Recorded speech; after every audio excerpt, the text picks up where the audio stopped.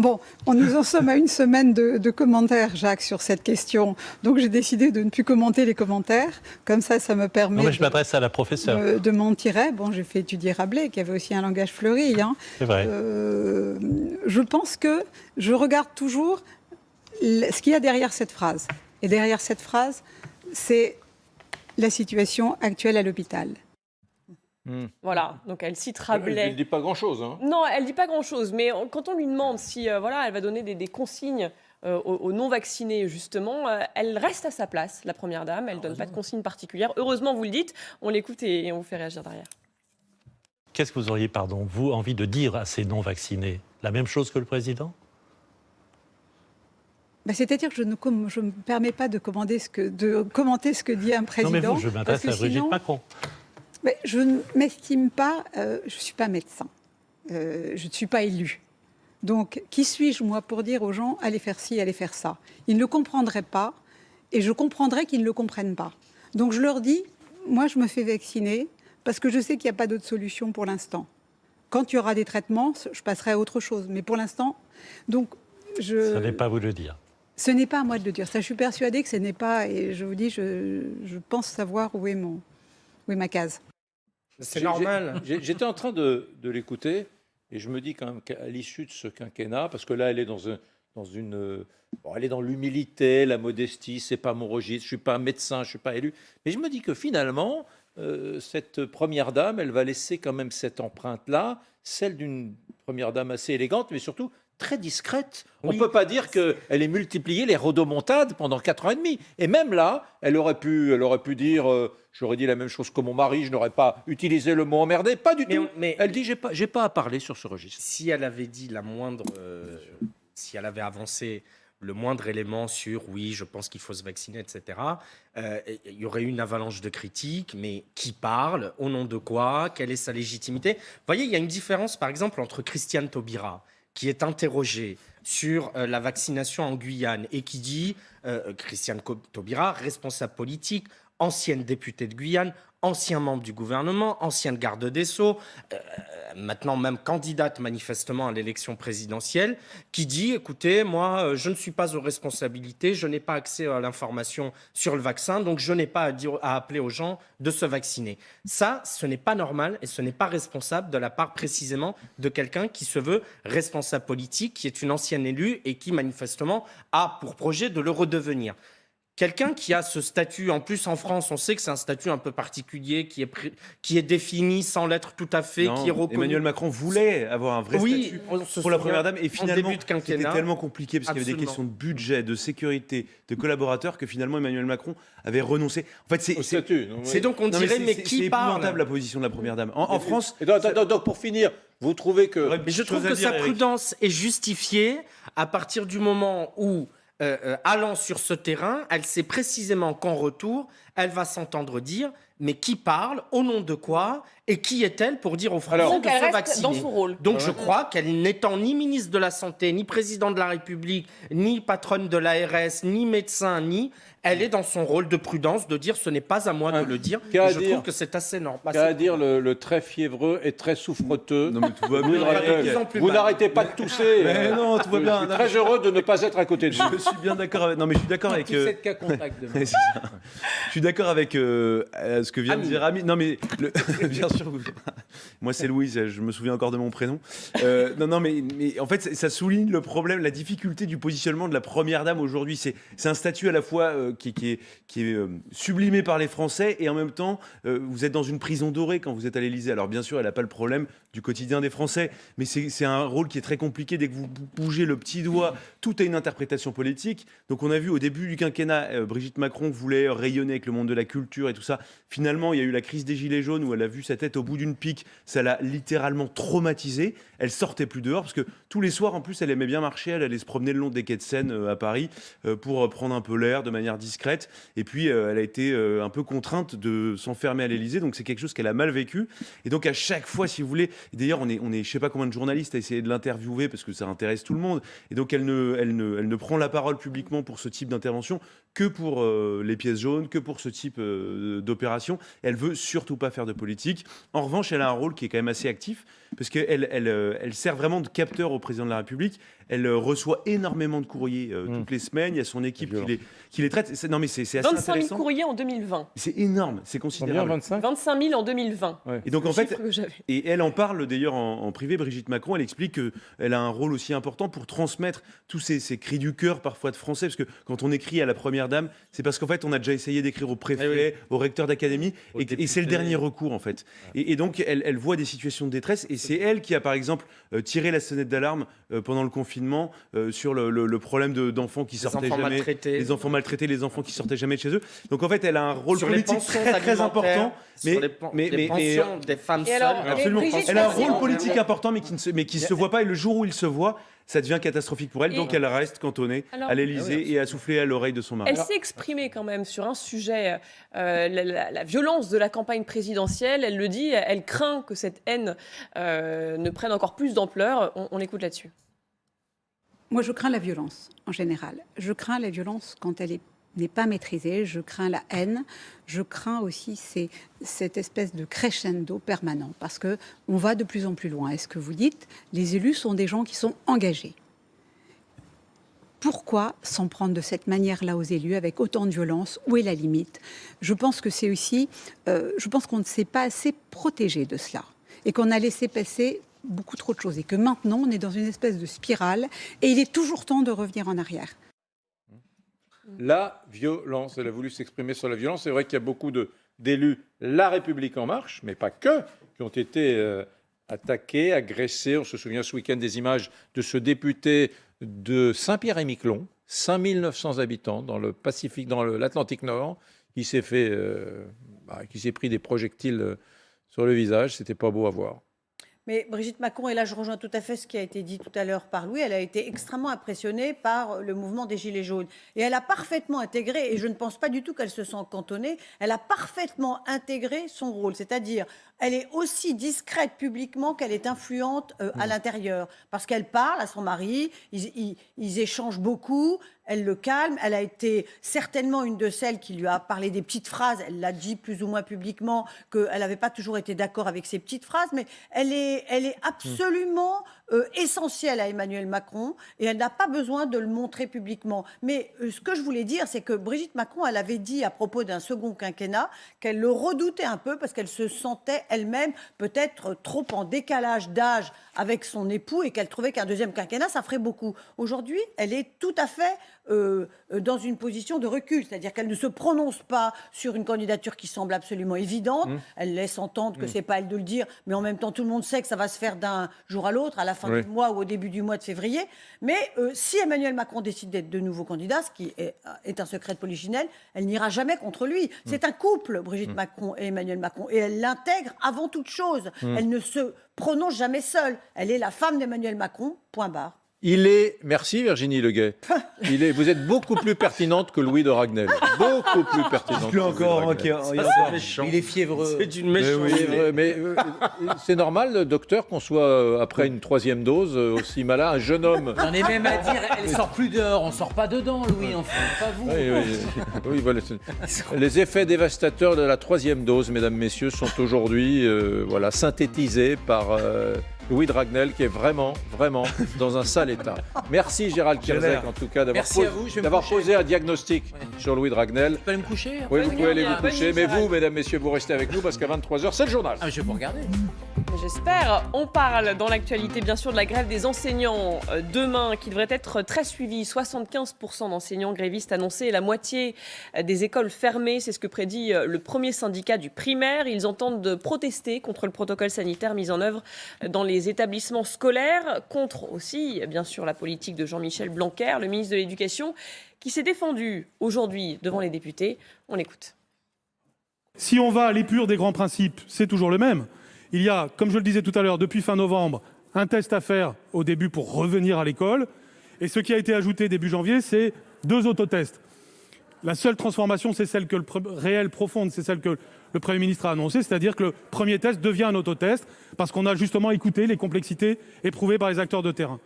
Donc soit on veut créer des polémiques, c'est en réalité assez facile vu les difficultés que pose ce virus, soit on cherche l'unité nationale autour de notre école, et on va et tout simplement on décrit les choses comme elles sont. Aujourd'hui, les 3 autotests permettre d'aller dans ce sens décrit par le Premier ministre, c'est-à-dire une politique qui permet et d'avoir l'école ouverte et d'avoir de la sécurité sanitaire. Le Danemark va proposer une 4e dose de vaccin contre le Covid. Les citoyens les plus vulnérables sont concernés. On le rappelle, le Chili et Israël ont déjà commencé à offrir une 4e dose à certains groupes de leur population. En France, c'est prématuré, dit le ministère de la Santé. Brigitte Macron, invitée du 13h de TF1 aujourd'hui, la présidente de la Fondation des hôpitaux est venue pour le lancement de l'opération Pièce jaune. Elle s'est exprimée au sujet de la vaccination. Elle dit rester à sa place. Elle n'a pas de consigne à donner aux Français, même si elle-même s'est fait vacciner. Brigitte Macron qui entretient par ailleurs une sorte de doute sur la candidature de son mari. On l'écoute. Si je reprends bien ce qu'il a dit, j'ai entendu qu'il en avait envie, mais qu'il n'avait pas pris sa décision. C'est vrai. Donc, comme vous, j'attends sa décision. Dans le cas de la présidentielle, je tiens à dire qu'en aucune manière, j'essaie de l'influencer, j'essaie de convaincre, j'essaie de persuader. Jamais. Parce que c'est l'histoire entre les Français, un homme ou une femme. Et je n'ai absolument pas à intervenir. Et ça, je me l'interdis. Oui, je sais. Également dans l'actualité, il y a les suites de l'affaire de la tuerie de Chevaline. Un homme a été placé en garde à vue. Il s'agit d'un motard qui avait déjà été entendu comme témoin en 2015. On le rappelle, 3 membres de la même famille et un cycliste avaient été tués. On fait le point avec Georges Brenier. Et si derrière ce visage dessiné au crayon se cachait la réponse à l'une des plus folles énigmes judiciaires? C'est dans ces locaux de gendarmerie que cet homme est interrogé depuis maintenant 12 heures, soupçonné d'avoir joué un rôle dans la tuerie de Chevaline. Un rebondissement spectaculaire, car ce motard avait déjà été interrogé en 2015 avant d'être mis hors de cause. Il jurait à l'époque avoir été près de la scène de crime uniquement pour y faire du parapente. En garde à vue, le suspect crie toujours son innocence. C'est un homme qui arrive à tenir le coup, qui reste solide, mais qui est dans une terreur absolue, celle effectivement d'une erreur judiciaire. Chevaline, le nom d'un petit village tranquille des Alpes, traumatisé en 2012 par 4 meurtres.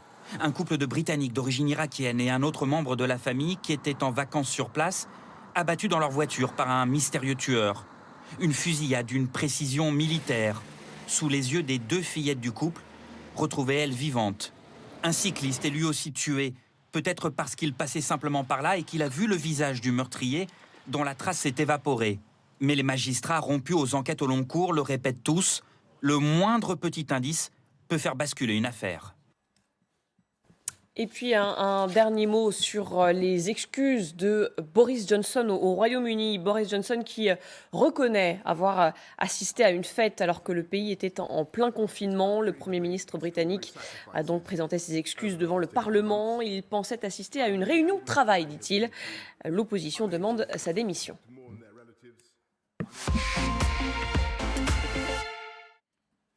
Que s'est-il passé, mesdames, messieurs, avec le ministre de l'Éducation nationale, Jean-Michel Blanquer? On était en train sereinement, tranquillement, de préparer notre émission cet après-midi, quand soudain, on nous a rapporté qu'il y avait eu une véritable prise de bec à l'issue du Conseil des ministres ce matin entre Olivier Véran, le ministre de la Santé, et Jean-Michel Blanquer, le ministre de l'Éducation nationale, qui, Virginie Leguet, s'en est pris à lui.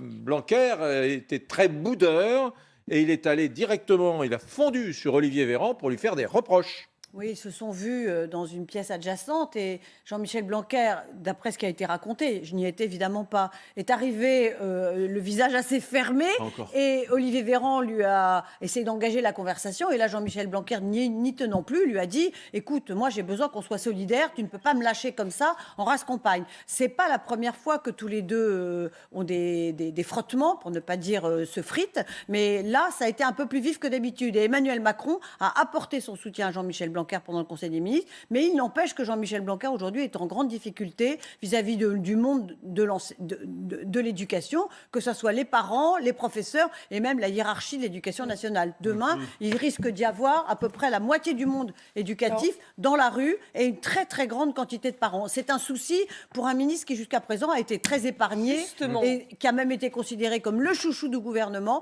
et qui à 3 mois d'une élection, et quand je dis 3 mois, c'est même pas 3 mois, provoque un conflit social sociale qui est le premier conflit depuis le Covid. Alors justement, on va revenir bien sûr dans un instant sur les coulisses de ce clash entre Olivier Véran et Jean-Michel Blanquer, mais on va rappeler un petit peu le contexte. Effectivement, une grande manifestation des enseignants demain, très suivie selon les estimations. On va regarder la une de Libé demain. Vous le disiez, Jean-Michel Blanquer fragilisé.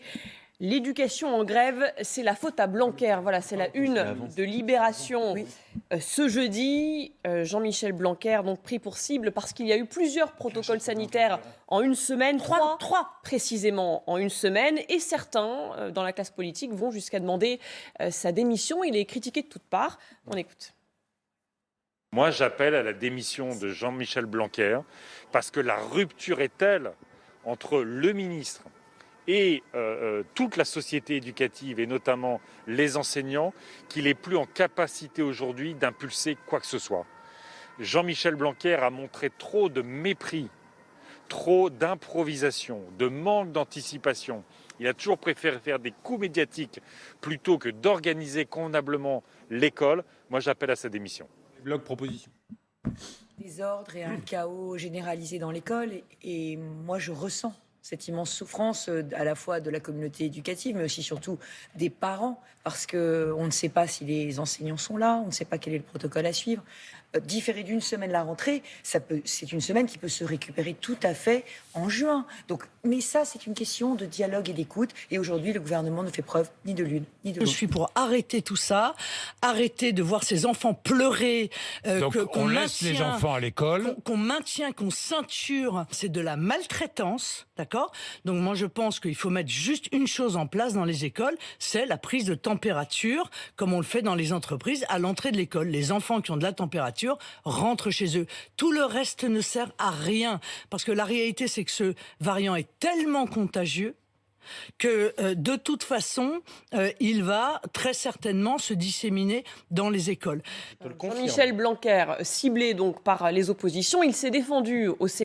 Le maillon faible du gouvernement, c'est Jean-Michel Blanquer. Mais qu'est-ce qu'il a fait? Qu'est-ce qu'il a raté? Mais qu'est-ce qu'il a mal fait? Mais il y a eu 3 protocoles sanitaires en une semaine. Ah ben voilà. Bah voilà, bah vous me posez une question, voilà, je vous réponds. Ben voilà la réponse. Alors il y a eu 3 protocoles, sanitaires en une semaine. Question il y a eu une violence. J'y arrive pas là. Allez-y, S'il vous plaît, Renaud, ouais. laissez le journaliste politique mieux informé de France. Non mais c'est une école pas tenue. Ouais.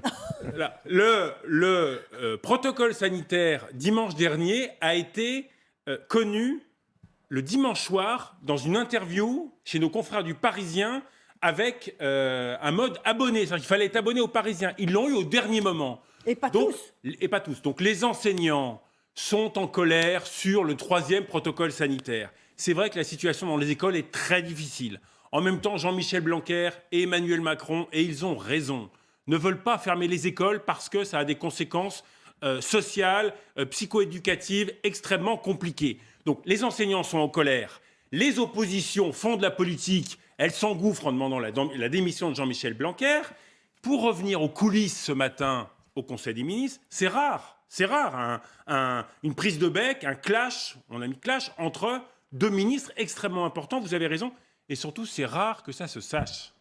Et c'était avant, avant le Conseil des ministres. On a entendu Virginie Leguet, votre version, qu'est-ce qui s'est passé? Avant, assez proche de celle de Virginie, bien informée. Merci, cher ami. Jean-Michel Blanquer, avant le Conseil des ministres, arrive, un peu avant, vous savez, les ministres sont là, un peu avant le début, et il va directement voir Olivier Véran, en gros en lui disant « il faut qu'on soit solidaire, il faut que tu me soutiennes plus ».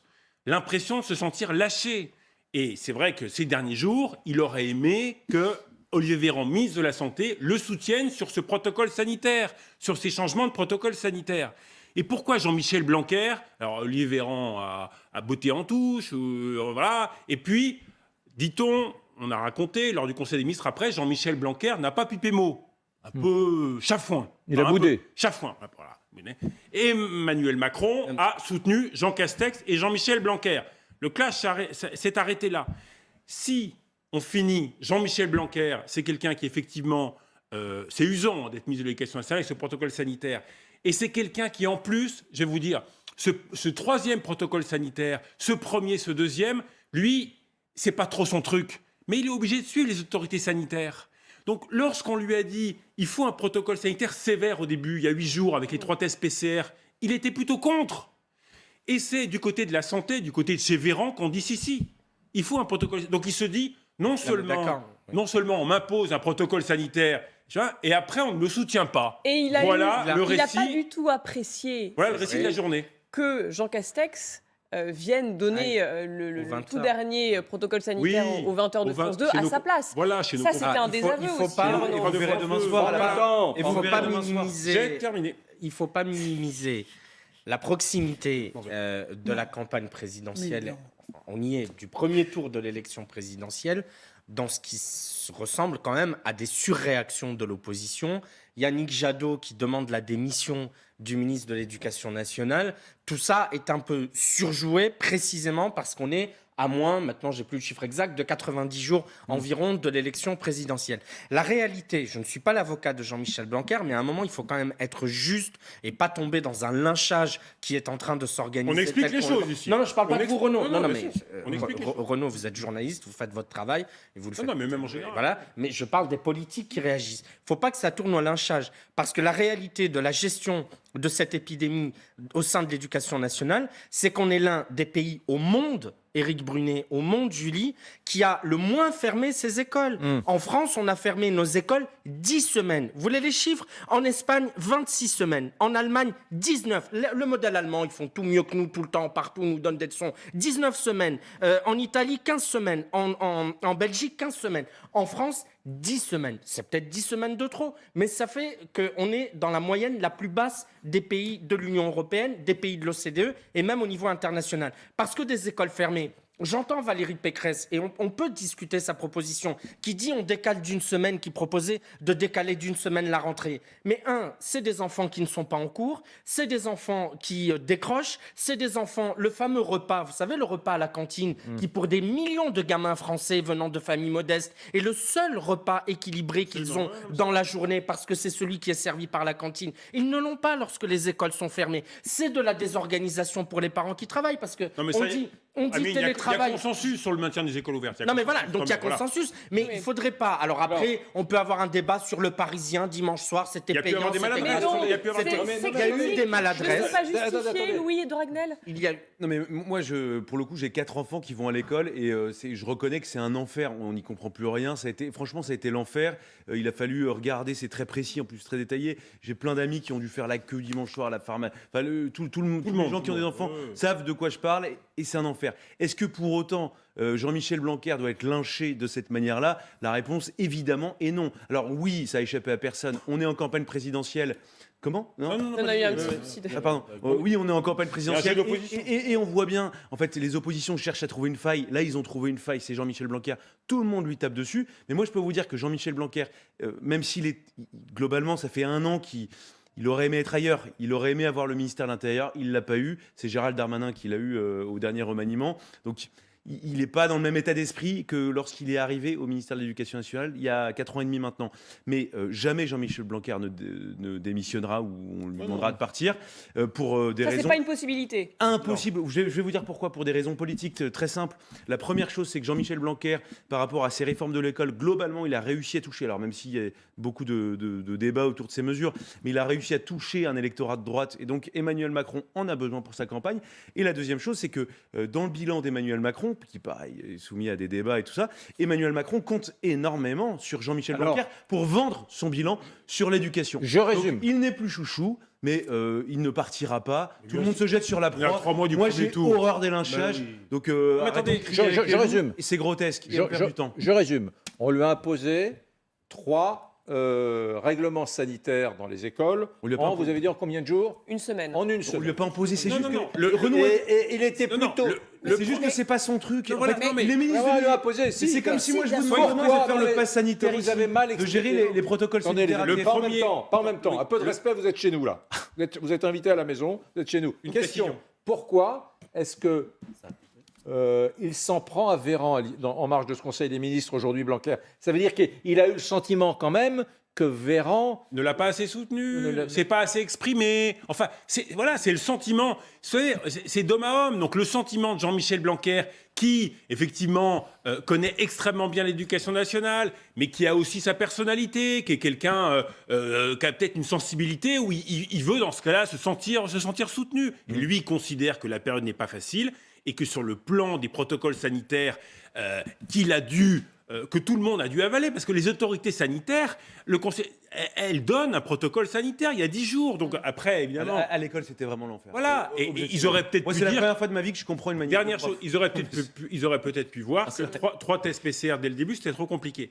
Dernière chose, demain, il y a une grève qui devrait être suivie dans l'éducation nationale.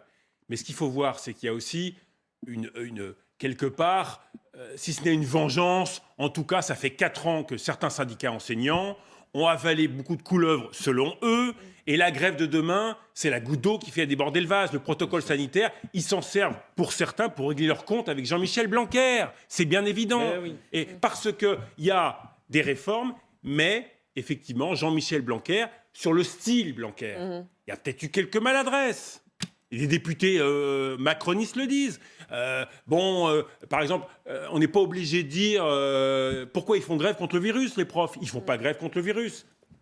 Dans une période comme ça, c'est pas forcément très adroit. Bon, alors justement, vous le disiez tous les deux, a priori, pas de démission de Jean-Michel Blanquer. Et effectivement, Gabriel Attal, aujourd'hui en sortie des conseils des ministres, donc après ce clash Olivier Véran, Jean-Michel Blanquer, a rappelé le soutien de l'exécutif au ministre de l'Éducation. On l'écoute. Ah non, je vous confirme qu'on est tous très en soutien de Jean-Michel Blanquer, qu'on avance comme un pack dans cette crise depuis le début. Et c'est vrai qu'il y a eu des difficultés depuis le début de cette crise. Et donc il y a une solidarité évidemment entre les membres du gouvernement, que des décisions qui sont prises de manière collégiale. Et je redis évidemment notre soutien au ministre de l'Éducation nationale dans ce contexte. Je redis qu'il échange avec les enseignants en permanence, que c'est un dialogue qui n'a jamais cessé, que sa porte est toujours ouverte pour continuer à discuter et à avancer avec eux. Laurent Jacobelli, porte-parole du Rassemblement national, vient de nous rejoindre. Bonsoir. Bonsoir. Merci d'être avec nous. Vous êtes couche-tard, vous aussi, hein? Vous êtes, oui, couche-tard. Oui, et quand je ne suis pas ici, je vous regarde, donc vous voyez. Très bien. Est-ce qu'au Rassemblement national aussi, on appelle à la démission du ministre de l'Éducation nationale, Jean-Michel Blanquer? Oui, pourquoi pas, mais aussi M. Véran et toute l'équipe, parce que depuis le début de cette crise sanitaire, l'amateurisme, les décisions prises sur un coup de tête qu'on ne sait pas expliquer, qui changent du jour au lendemain, on connaît ça. Ce qui s'est passé là pour la rentrée est complètement incroyable. Qui a pu imaginer une seconde que les gamins allaient se faire tester un jour sur 2 avant d'aller à l'école? Est-ce que quelqu'un, une seconde, a imaginé la vie des parents d'élèves qui doivent jongler entre les professeurs absents, les gamins qui doivent mettre un masque, et c'est souvent très difficile à leur faire accepter, un test après 1 heure, 2 heures de queue tous les matins, ou un matin sur 2 à la pharmacie, des professeurs qui n'en peuvent plus, alors que des décisions de bon sens n'ont pas été prises depuis le début.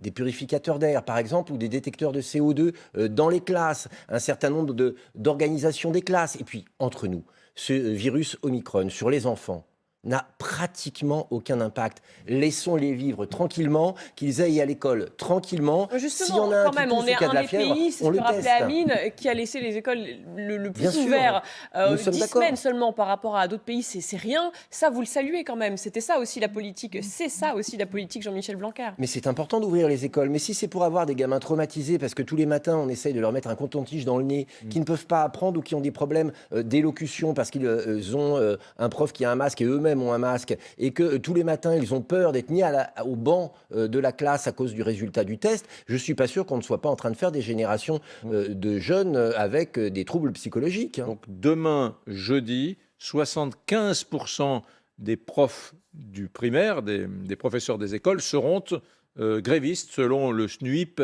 FSU, le fameux syndicat. C'est pas rien, hein. Et on n'aura pas environ 10 000 classes qui seront fermées selon toujours cette organisation syndicale. Encore une fois, Jean-Michel Blanquer est sur la sellette, même si Macron a souhaité rappeler qu'il lui conservait toute sa confiance. il est sur la sellette. Disons que c'est une mauvaise journée pour lui, la journée qui s'annonce demain. Je ne pense en aucune façon qu'il est sur la sellette politiquement et en aucune façon qu'il démissionnera, ni même qu'il sera appelé à démissionner. Et la façon dont Gabriel Attal a pris sa défense montre tout de même qu'il y a eu un problème et montre tout de même qu'il y a eu un cafouillage au sein du gouvernement et que Jean-Michel Blanquer, d'abord, c'est pas lui l'auteur des protocoles sanitaires, il y en a effectivement eu 3 en une semaine, ils lui ont été quasiment soumis, pour ne pas dire imposés, et il les a lus. Et le premier, il l'a lu avec difficulté, comme si lui-même ne le comprenait pas. Mais Jean-Michel Blanquer a montré malgré tout qu'il avait donner l'impression de perdre la main. Comment se fait-il que ce soit Jean Castex qui ait lui-même corrigé le premier protocole? Comment se fait-il que Jean-Michel Blanquer se soit fait déborder par Olivier Véran qui ne lui a pas apporté son soutien? Il y a eu comme j'allais dire un peu le revers de la médaille. Il a eu trop de succès, son bilan est très bon, c'est un très bon ministre, et là tout d'un coup, il y a une petite faille, une petite brèche, et tout le monde s'est engouffré dedans,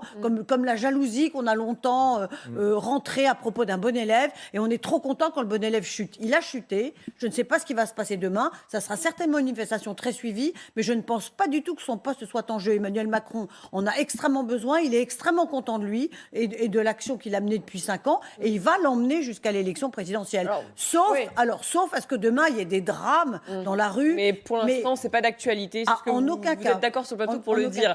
On pose la question là sur votre écran. Grève à l'école, est-ce que c'est le bon timing? C'est vrai qu'on est en pleine pandémie, grève très suivie, dans une période compliquée.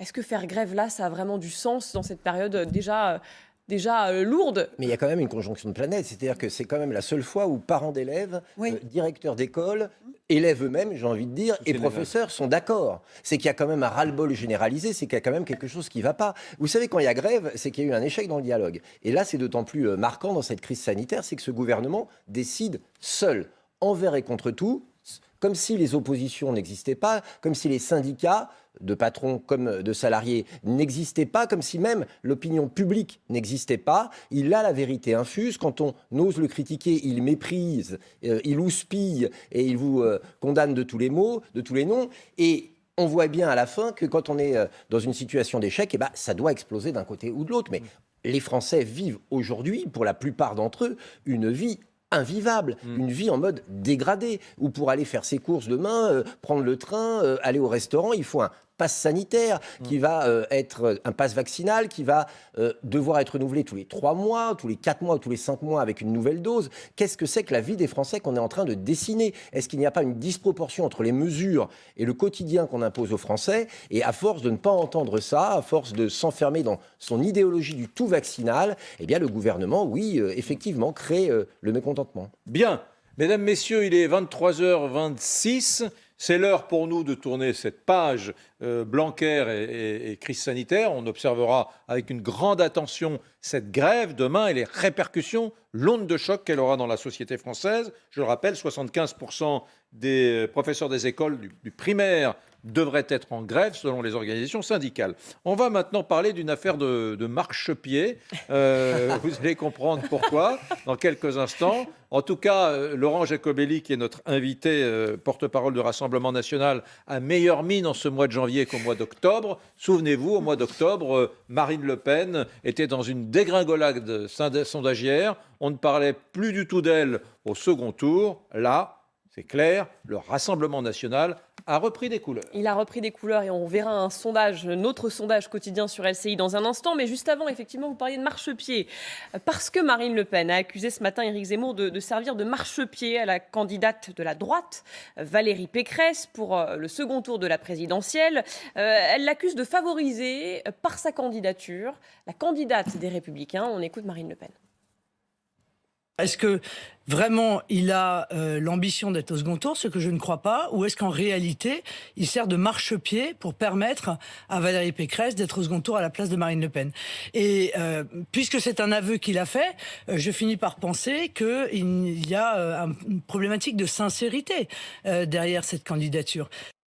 Qu'est-ce que vous voulez dire par là au Rassemblement national? En quoi est-ce qu'Éric Zemmour sert de marchepied à Valérie Pécresse? Alors, je crois que Marine Le Pen n'a fait que citer finalement et canaliser les propres paroles d'Éric Zemmour. Lorsqu'il était invité sur une chaîne concurrente chez M. Hanouna, pour ne pas le nommer, Éric Zemmour a dit « Il faut absolument que les élus, les Républicains, me parrainent, parce que si je ne suis pas candidat à la présidence de la République, Madame Le Pen sera haut et donc Madame Pécresse n'a aucune chance d'être au second tour. Donc je suis utile à Madame Pécresse pour que Madame Pécresse aille au second tour. C'est un aveu. C'est un aveu qu'il n'est pas là pour lui-même, qu'il est là pour autre chose, qu'il est là pour aider le système finalement peut-être à se régénérer, remplacer il est Macron peut-être là pour essayer de se Pécresse. qualifier au second tour, justement, obtenir Écoutez, les parrainages pour essayer de se qualifier. Lui-même ne semblait pas le croire à l'époque. Les sondages que vous évoquez semblent montrer l'inverse. On sent bien un essoufflement et ça amène une nouvelle lumière parce que nous, depuis le début, on se disait mais pourquoi Éric Zemmour est-il candidat ? Parce que si c'est pour reprendre l'intégralité du programme de Marine Le Pen et d'aller sur les plateaux réciter ce que nous avons nous-mêmes écrit, à quoi sert-il ? Peut-être a-t-on là un élément de réponse. Peut-être que affaiblir le camp national est une de ses missions. Ouais. Admettons, Louis Dragnel, excusez-moi, je sais que vous êtes victime de la 3e dose. Pardonnez-moi de vous réveiller. Très bien, sinon je ne serais pas venu. Pardonnez-moi de vous réveiller. Pas du tout. Louis, Louis, j'ai jamais été aussi à l'aise dans votre émission. Vous êtes combien, 39,5 là, 40 42 tant que Louis, elle revient du diable Vauvert. Souvenez-vous, ici même en octobre, en novembre, on donnait pas cher de la postérité politique de Marine Le Pen dans cette présidentielle. Et là, elle est redevenue la patronne, elle est détendue, elle fait de l'humour, elle blague. Elle passe d'ailleurs pour, j'arrête pas de le dire, elle va m'en vouloir, mais on dirait Bayrou, quoi. Elle passe presque pour une centriste. Mais elle trouve même parfois que Valérie Pécresse est trop radicale, notamment quand Valérie Pécresse propose d'envoyer l'armée dans les banlieues. Alors ça, j'ai trouvé que c'était la phrase qui m'a beaucoup amusé. Elle lui a reproché d'être radicale. Bien sûr, et d'ailleurs, Marine Le Pen là-dessus a raison. C'est-à-dire que je ne sais pas pourquoi Valérie Pécresse a proposé d'envoyer l'armée dans les banlieues. C'est un autre débat, c'était très compliqué. L'armée n'ira jamais dans les banlieues. Et en plus, c'est un aveu de faiblesse de la part de la police et de la gendarmerie. Bref, l'armée, c'est l'ultima ratio. Le jour où l'armée intervient, ça veut dire que vraiment le pays est en train de s'effondrer. Et je pense que le pays va mal, mais on n'en est pas encore à ce point. Ça, c'est un autre Fort sujet, heureusement, c'est un autre sujet. Pour revenir à Marine Le Pen et Éric Zemmour, en fait, ce qui est intéressant, c'est que, si vous voulez, depuis le début de cette drôle de campagne, on se disait que Éric Zemmour allait faire perdre Marine Le Pen. Et en fait, aujourd'hui, c'est de moins en moins le cas. Et Éric Zemmour devient de plus en plus un problème pour Valérie Pécresse. Parce que Marine Le Pen n'était plus qualifiée au second tour. Tout le monde, vous évoquez la descente aux enfers de Marine Le Pen. Elle est tombée quand même assez bas dans les sondages. Et aujourd'hui, en fait, elle retrouve un peu, si vous voulez, la dynamique qu'elle avait en septembre dernier. Et donc, elle a réussi à recréer ce duel, pour le moment en tout cas, avec Emmanuel Macron. Et donc, à égalité avec Valérie Pécresse. On va voir le dernier sondage 17.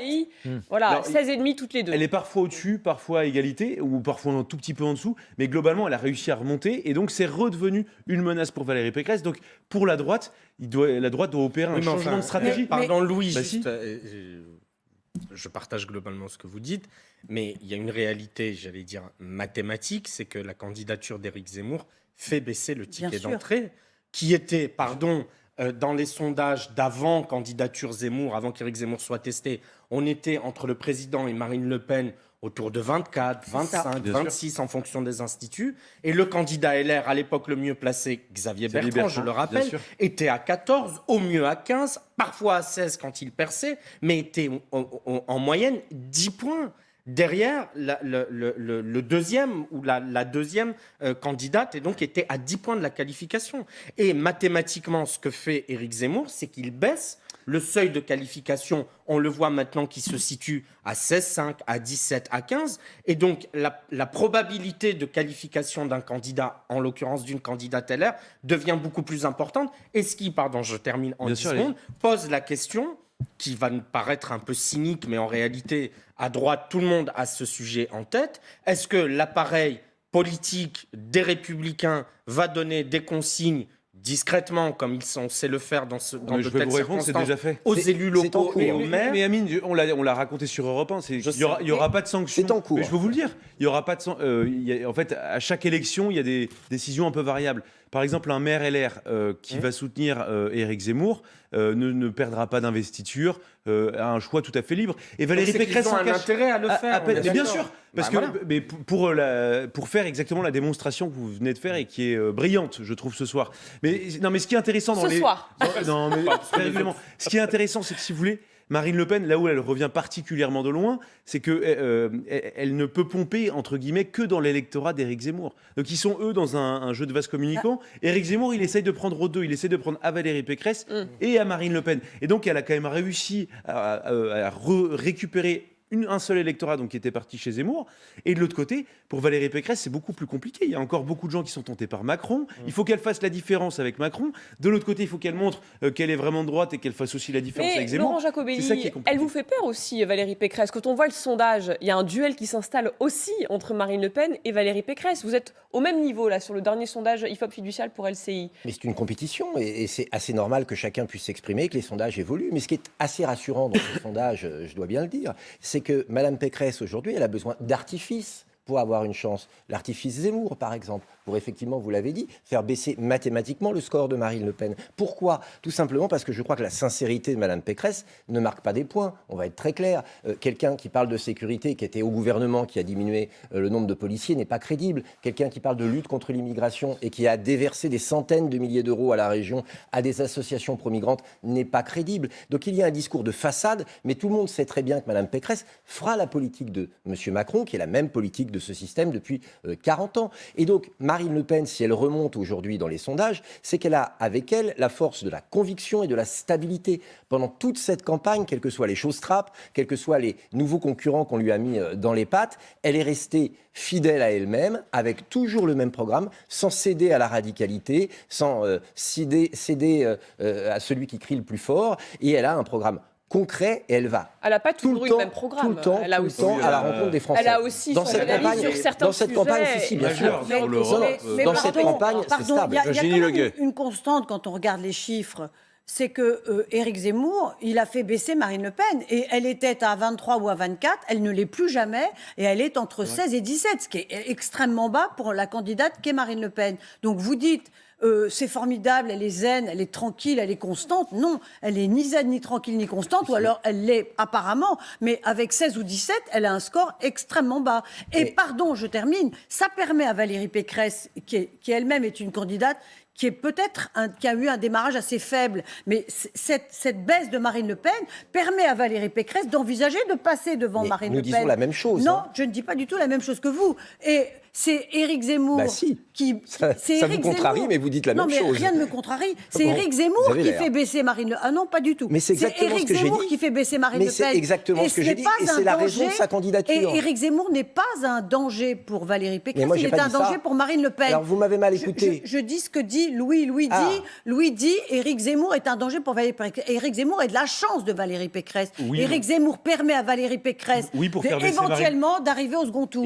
Elle n'y serait pas arrivée avec une Marine Le Pen à 24 ou à 25. Et en même temps, elle peut aussi être disqualifiée au deuxième tour à cause de cette stratégie. Renaud Pilat. Non, là, je ne suis pas d'accord avec Virginie.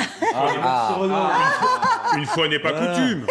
Une fois n'est pas coutume. On ne peut pas dire que Éric Zemmour est une chance pour Valérie Pécresse, alors que dans les enquêtes d'opinion, Valérie Pécresse est à 2 points, 2 points et demi, 3 points seulement au-dessus d'Éric Zemmour. Et il y a même des sondages où ils ont seulement 1 point d'écart. 1 point d'écart, Virginie. Un sondage d'aujourd'hui, Valérie Pécresse est à 16, Éric Zemmour est à 15. Et je peux vous dire que dans le Moi, j'ai un sondage où elle est à 17 et Éric Zemmour est à 13. Non, oui. Le sondage est là. En gros, il y a tellement de sondages. Ils sont pas à 10, 12 points d'écart. Il peut y avoir danger. Et à partir du moment où il peut y avoir danger, ça veut dire qu'en gros, vous avez 1 mois et demi pour consolider et faire baisser Éric Zemmour. Et Éric Zemmour a 3 semaines, 1 mois pour essayer de coller à Valérie Pécresse. Et si jamais il colle à Valérie Pécresse, eh bien dans ce cas-là, vous pouvez avoir quelques élus républicains qui se mettent à douter. À douter. On verra. Donne des chances. Non mais on verra. Je ne prédis pas l'avenir. Voilà, c'est ça, on verra. Je dis qu'il y a un risque. Bon, en tout cas, Zemmour continue à taper sur la boutique Rassemblement National. Un peu plus tôt dans la soirée, il a dit « C'est à cause de Marine Le Pen et de son débat calamiteux de l'entre-deux tours qu'on a eu 5 ans de Macron. Marine Le Pen, c'est une candidature de routine. » Il a terminé par cette formule « Marine Le Pen, c'est la Arlette Laguillet de la droite nationale ». Cet homme est gracieux. Ça tape. Cet homme est gracieux et c'est vrai que celui qui est liquéfié devant Gilles Boulot en 5 minutes peut venir donner des leçons de débat. Je crois que tout cela n'est pas très sérieux. Je pense qu'on voit bien qu'il y a une volonté de diviser le camp national parce que nous n'avons jamais été aussi proches de la victoire. S'il tapait autant sur Emmanuel Macron, on pourrait croire qu'il est de l'opposition, mais vous savez, nous, on regarde plus loin, on regarde notamment les sondages qui donnent des chiffres très rassurants pour le second tour, où on n'a jamais été aussi haut face à Emmanuel Macron, où on est dans la marge d'erreur, ce qui veut dire que clairement, on se dirige vers un débat, un second tour mondialiste, fédéraliste européen représenté par Emmanuel Macron et les patriotes, les nationaux représentés par Marine Le Pen. Il y a des artifices politiques comme M. Zemmour, eh bien, c'est pas grave, ça fait partie du jeu et nous gagnerons quand même. Donc, vous le dites, elle peut se qualifier, Marine Le Pen, au second tour, mais est-ce qu'elle peut l'emporter face à Emmanuel Macron? Pour l'instant, on a l'impression qu'il y a toujours ce plafond de verre et que c'est impossible. C'est ce sur quoi joue sans cesse Éric Zemmour. Oui, alors qui est donné d'ailleurs au second tour, 15 points derrière ce que ferait Marine Le Pen face c'est Valérie Pécresse au président Emmanuel qui est la Macron. plus grande, Donc, la plus haute face à Emmanuel Macron au second tour. Tous ceux qui veulent réunir et faire plus fort que les autres en étant plus bas dans les sondages et en amenant de la division, voilà, bon, c'est la taubira du camp national, c'est comme ça, il y en a partout, il faut l'accepter. Mais oui, Dragnel, l'emporter, ça va être impossible pour Marine Le Pen, même si elle se qualifie au second tour. Non, c'est aujourd'hui dire ça. Non, mais aujourd'hui, quand on regarde les sondages, c'est très compliqué. Non, mais convenez avec moi. Aujourd'hui, quand on regarde les sondages, c'est très compliqué. En fait, je pense qu'il y a plusieurs sujets que vous regardez de près. Il y a notamment la participation. C'est quelle est la capacité de mobilisation de Marine Le Pen. Quand on fait Marine Le Pen plus Éric Zemmour, ça fait un tout petit peu plus que Marine Le Pen seule lors des précédents scrutins. On verra. Mais tout l'enjeu, c'est d'essayer de créer une dynamique derrière vous. Mais ça reste objectivement aujourd'hui très compliqué. C'est vrai. Mais une présidentielle, c'est jamais un. Je vous dis pas que c'est perdu. C'est jamais un chemin semé de pétales. Je dis simplement qu'à chaque fois, ça a été plusieurs fois compliqué pour vous là-dessus. Aussi haut dans les estimations du second tour, ce qui est on verra en nombre de voix et tout ça. Nous sommes dans la marge d'erreur, ce qui est aussi un indicateur. Et quand vous regardez catégorie par catégorie, Marine Le Pen arrive maintenant première dans des catégories où elle ne l'était pas avant. C'est vrai chez les jeunes, mais ça c'était déjà le cas. C'est vrai chez les chefs d'entreprise. Et le deuxième tour, c'est 50% plus une voix. C'est tout à fait nouveau. Ce qui est vrai dans tout un tas de domaines. Et donc, si on regarde à la loupe les sondages, tous les indicateurs montrent que, un par un, les types d'électorats viennent à nous.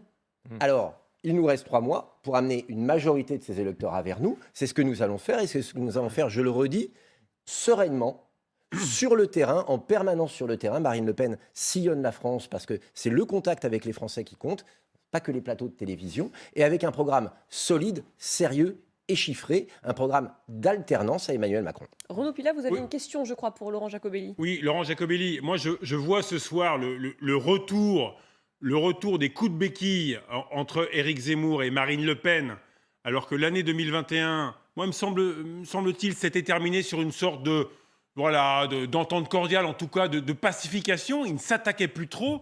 Et je voulais savoir s'il a été question, même plus que ça, d'un débat, on en a parlé en février, mi-février, fin février, courtois, disait-on, entre Éric Zemmour et Marine Le Pen, qui avait accepté un débat, pas forcément à la télévision, entre Éric Zemmour et Marine Le Pen.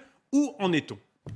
Alors, écoutez, moi, j'ai pas de nouvelles. Je sais que nous avions évoqué l'idée. Je ne crois pas que ce débat soit pour l'instant organisé. Je sais que Marine Le Pen redemande et nous redemandons surtout aujourd'hui, vu l'état des sondages et de l'opinion, un débat face à Valérie Pécresse. Plus qu'avec Éric Zemmour. Je crois que c'est plus d'actualité, en effet. C'est plus dans votre intérêt.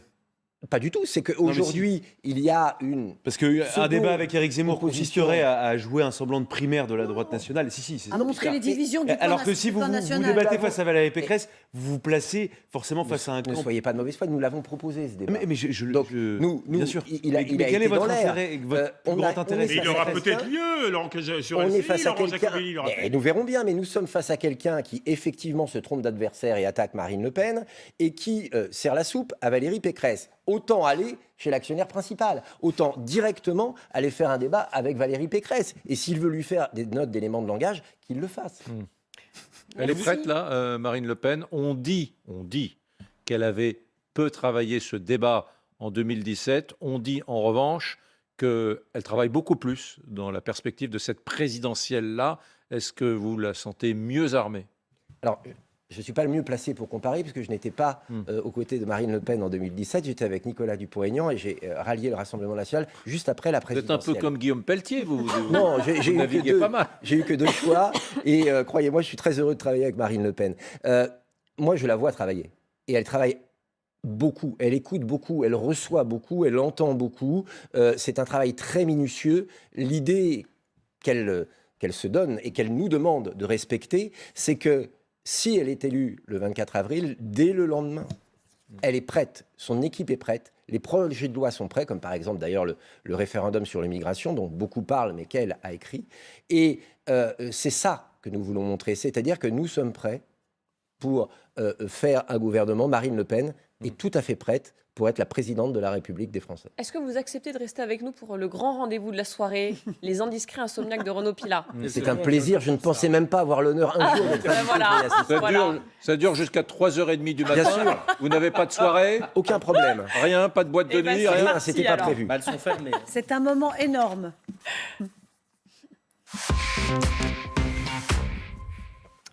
Les boîtes sont Voilà, Renaud, j'espère qu'on a bien vendu votre chronique. Taubira, l'antidépresseur de la gauche, c'est votre premier indiscret. Oui, et moi je considère que Christiane Taubira, c'est un antidépresseur. C'est un antidépresseur parce que je regarde. Alors, info, elle se déclarait candidate cette fois officiellement samedi, début d'après-midi à Lyon. Déplacement. Donc évidemment, ça sera en direct sur LCI. Pourquoi je dis que c'est un antidépresseur? C'est que elle est à 2,5-3% dans les sondages, les premiers sondages où elle est testée, à égalité, voire un petit peu au-dessus qu'Anne Hidalgo. Mais c'est très faible. Et pourtant, dans le baromètre, toujours très intéressant, le baromètre Ipsos Le Point, qui a des années, donc on peut comparer, eh bien, elle est entrée aujourd'hui dans ce baromètre directement en 19e position. En 19e position des personnalités approuvées par les Français, populaire auprès des Français, interrogés, et surtout chez les sympathisants de gauche, elle arrive 2e ou en 3e position, largement devant Anne Hidalgo. Largement devant Anne Hidalgo, qui quand même fait campagne depuis des mois. Et pourtant, Anne Hidalgo, elle a quand même un projet, un programme, elle a le PS derrière elle, et Christiane Taubira, elle n'a pas de projet. Vous connaissez le projet, le programme de Christiane Taubira? Non. Et pourtant, tac, elle arrive comme ça, elle débaroule dans les enquêtes d'opinion, elle est devant Anne Hidalgo. Eh bien, quand j'interroge des élus de gauche, socialistes ou même de la France insoumise, ils disent quoi? Ils disent, mais en fait, beaucoup d'électeurs de gauche, notamment sociodémocrates ou socialistes, ils sont déprimés et ils préfèrent une icône sans programme qui les apaise. Une ex-icône. Non, mais non, c'est encore à gauche, c'est encore une partie de la gauche, une icône qui les apaise. C'est une nostalgie, Christiane Taubira. C'est un souvenir. C'est un souvenir de... Et donc, c'est un peu un souvenir nostalgique qui vous apaise, comme une sorte de calmant contre une présidentielle qui leur échappe. Ils préfèrent ce refuge-là, en tout cas dans les enquêtes d'opinion, de popularité, mais ça ne se traduit pas dans les intentions de vote, plutôt que des candidats comme Jadot ou Anne Hidalgo, qui ont pourtant des programmes. Voilà. Elle a un programme, Renaud Pilat. C'est quoi? Il est là, son programme. C'est le socle commun de la primaire populaire. Parce que Christiane Taubira, elle est candidate à une primaire populaire. Attendez, vous aviez préparé, vous l'avez apporté? Elle est candidate. Il a le programme de... Elle est candidate. Il y a 4 propositions. Elle peut pas le choisir. Non. C'est quoi, rapidement? Je termine. Il y a 38 pages de propositions. Pas son programme. Il y a la sortie du nucléaire d'ici 2050. Il y a le désarmement des polices municipales. Il y a le retrait des brigades d'intervention dans les quartiers populaires. Il y a un moratoire sur les vidéosurveillances publiques. Écoutez bien, il y a l'abrogation des lois sécurité globale, de la loi séparatisme et des lois antiterrorisme.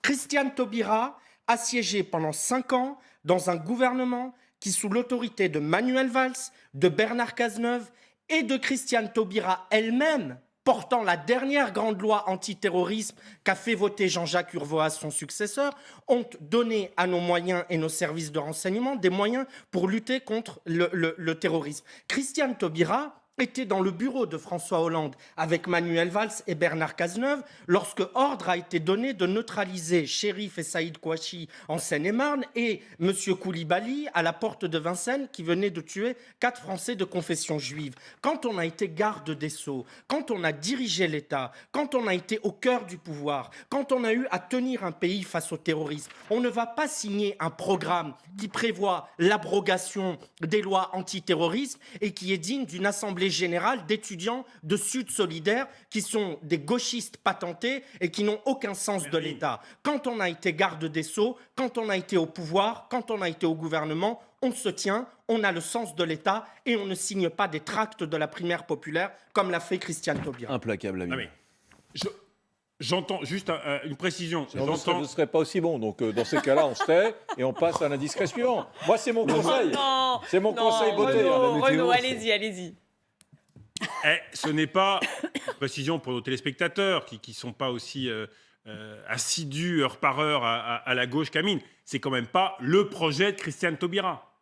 C'est les propositions, le programme de la primaire populaire Dans le cadre, des artisans de la primaire populaire. Christiane Taubira se présentera dans le cadre Virginie, de la primaire. c'est déjà hyper compliqué là l'histoire. Donc si on me l'énervez pas. Non, c'est pas ça. Non mais plus personne n'y comprend rien à gauche, même les élus. Donc si en plus on se coupe quand on parle de la gauche, c'est pas possible. Je dis juste que ce n'est pas le programme de Christiane Taubira, mais là où Amine n'a pas tort, c'est qu'effectivement les organisateurs de la primaire populaire sont assez proches de Christiane Taubira. Allez, on parle aussi d'Emmanuel Macron. Alors, il n'est pas officiellement candidat Renault, mais il a prévu des nouveaux poids lourds, c'est ça, pour 2022 ?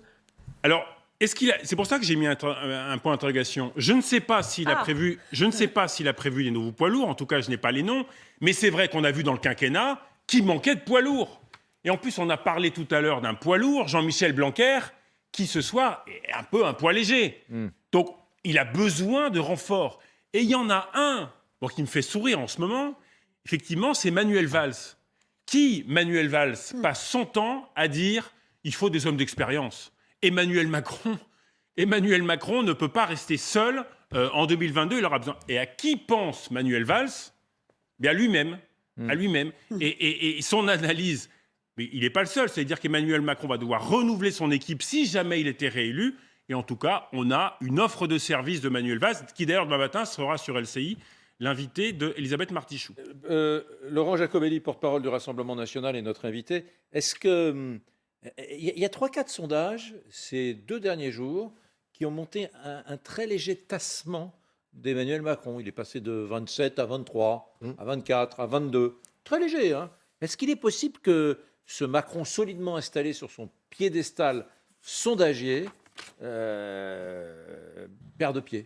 Oui, parce qu'au bout d'un moment, le nuage de fumée, qui est la Covid et la crise sanitaire dont on ne fait que parler et qui cache les problèmes essentiels, s'estompe un peu et tous les indicateurs sont au rouge. Donc même l'électorat d'Emmanuel Macron voit qu'on a atteint un record historique en matière de dette, qu'on a atteint un record historique en matière de pression fiscale, un record historique en matière d'immigration, que le chômage, contrairement à ce qu'il dit d'ailleurs, parce que les Français savent lire, ne s'est pas résorbé et n'est pas plus bas que lorsqu'il est arrivé. Et je pense que ces approximations, on va dire, cette autosatisfaction avec ce côté bon père du peuple qui nous protège du Covid, s'estompe petit à petit et que plus on va rentrer dans le dur du programme, plus on va faire l'analyse de son bilan, plus son score devrait s'effriter. Bon, même si le dernier sondage d'IFOP fiducial pour LCI, il survole complètement le sondage, il est à 27%, plus de 10 points devant Marine Le Pen. Vous avez raison, c'est le sondage qui confirme la règle. Il y a 3-4 sondages dans lesquels il s'effondre, mais il y a ce sondage qui le monte très haut à 27.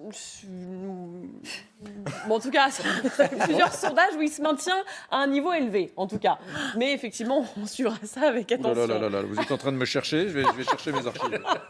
Allez, on parle du dernier indiscret, Renaud. On va parler d'Éric Zemmour, qui est un peu partout dans les médias, c'est ça ? Oui, alors Laurent Jacobelli avait raison tout à l'heure en disant que Marine Le Pen est largement en déplacement, quasiment tous les jours, à la rencontre des Français. Ce que ne peut pas faire Éric Zemmour, parce qu'Éric Zemmour, effectivement, il n'y a pas de déambulation énorme, notamment dans les grandes villes, parce qu'on sait que ça se passe mal. Donc, il a un plan média, je peux vous dire, pour compenser son manque de déplacement. Il a un plan média extrêmement important.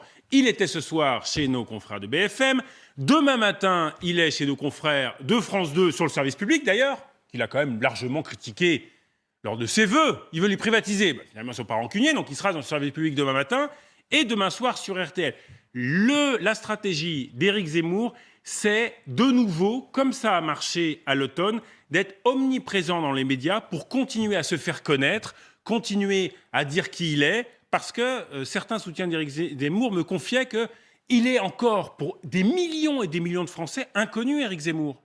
Ils en ont vaguement entendu parler. Il y a énormément de Français, énormément de gens qui ne suivent pas l'actualité politique comme on la suit. Donc, il veut continuer à travers les médias à se faire connaître.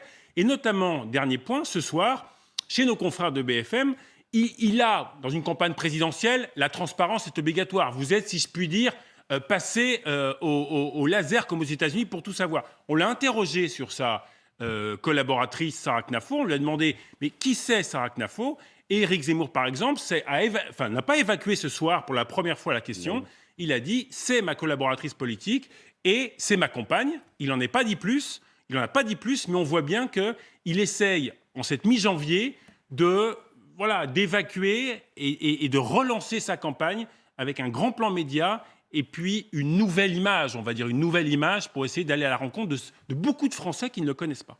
Oui, Dragnel, il lui faut qui de plus, Éric Zemmour, pour essayer de dynamiser un peu sa campagne? Il y a eu Guillaume Pelletier, là, on en a beaucoup parlé cette semaine. Qui pourrait lui permettre d'attirer alors, il y a beaucoup de noms, il y a une petite dizaine de noms d'élus, les Républicains, assez connus, des gens qui suivent la vie politique, qui pourraient le rejoindre. Après, je vous dis, c'est une poignée. Gilles Platré, vous avez la confirmation? Non, mais on a entendu ça sur une chaîne concurrente. D'ailleurs, la question lui a été posée. Il ne ferme pas définitivement la porte. Voilà, on sent qu'il y a des fractures.